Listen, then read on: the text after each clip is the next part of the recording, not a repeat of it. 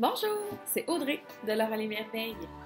Aujourd'hui, je vais t'apprendre à comprendre ton cerveau quand tu travailles. Je vais te parler d'attention et de concentration. On doit sûrement te demander de rester concentré sur ce que tu fais ou de regarder ce que tu fais. Mais maintenant, tu vas comprendre ce que ça signifie. En plus, je vais te parler de l'attention et de la concentration en lien avec la pyramide des besoins de Maslow. C'est une clé que l'on préconise chez Laure les Merveilles. Mais là, c'est quoi la différence entre l'attention et la concentration? L'attention, c'est ce qui entre en action en premier. C'est un état dans lequel tous tes sens, c'est-à-dire l'ouïe, le toucher, la vue, l'odorat et le goûter, sont disponibles pour enregistrer différentes informations. Tu sais, quand on fait une stimulation sensorielle avant une activité, c'est dans le but vraiment d'ouvrir ton attention et d'être préparé à être concentré. Ensuite, quand l'attention est toute présente, c'est la concentration qui entre en action. L'attention, c'est une fonction presque automatique parce que nos sens sont souvent déjà réveillés. Mais la concentration, ça demande un peu plus d'effort et d'énergie. Savais-tu qu'il y a des causes qui influence ton attention et ta concentration? Je vais te donner des trucs pour t'aider à combler ces besoins-là et à augmenter ta concentration et ton attention. Tout d'abord, à part l'énergie, est-ce qu'il y a d'autres éléments au niveau physique qui peuvent influencer ton attention et ta concentration? Est-ce que tu as faim? Est-ce que tu as besoin d'aller à la salle de bain? Es-tu bien installé? Es-tu dans une position confortable? Est-ce que tu as des douleurs? Le fait d'avoir faim, d'être inconfortable, ça va te faire perdre ta concentration. Ça ressemble drôlement au premier palier de la pyramide des besoins de Maslow, les besoins physiques. Mais je peux te donner certains trucs pour t'aider à combler ces besoins. Avant de t'installer pour faire un travail ou une tâche, prends une collation ou mange ton repas, va à la salle de bain et installe-toi dans une position confortable pour travailler. Tu peux même en profiter pour te dépositionner pour faire ta tâche. Tu vas voir, ça va juste te faire du bien. D'autres causes peuvent aussi entrer en jeu.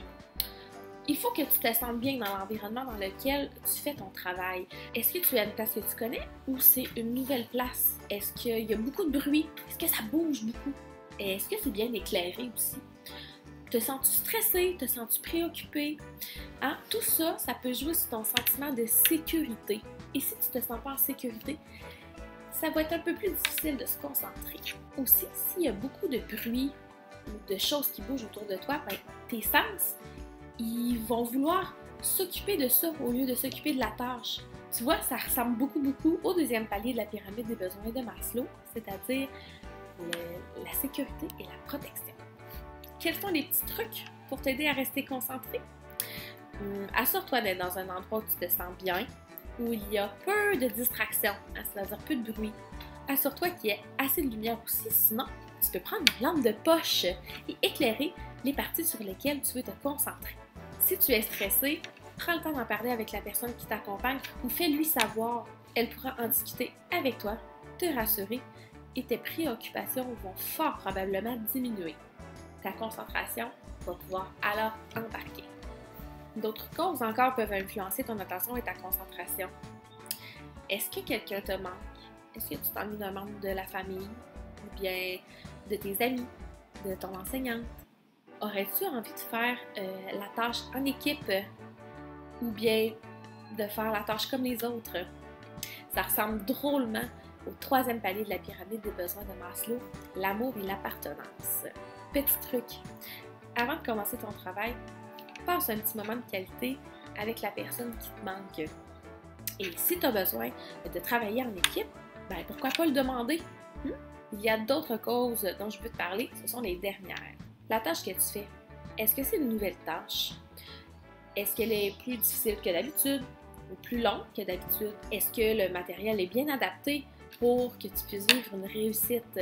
Quand on fait une tâche un peu plus difficile ou à laquelle on n'est pas habitué, ça va demander encore plus d'attention et de concentration. Si tu t'assures que la tâche est juste assez difficile pour te permettre d'avoir un défi à ta hauteur, tu te sentiras bon et tu seras probablement plus concentré sur ta tâche. Là, on est au quatrième palier de la pyramide des besoins de Maslow, c'est-à-dire l'estime de soi et l'autonomie. Si tu expérimentes une nouvelle tâche qui est un peu plus difficile qu'à l'habitude, mais que tu veux la faire, ce que je te conseille, c'est de la faire en plusieurs petites étapes. Comme ça, ta concentration et ton attention vont rester au maximum. Tu peux la faire quelques fois dans la journée, tu peux la faire sur plusieurs jours, c'est toi qui décides. Des encouragements, ça aide souvent aussi à rester concentré et à vouloir accomplir la tâche.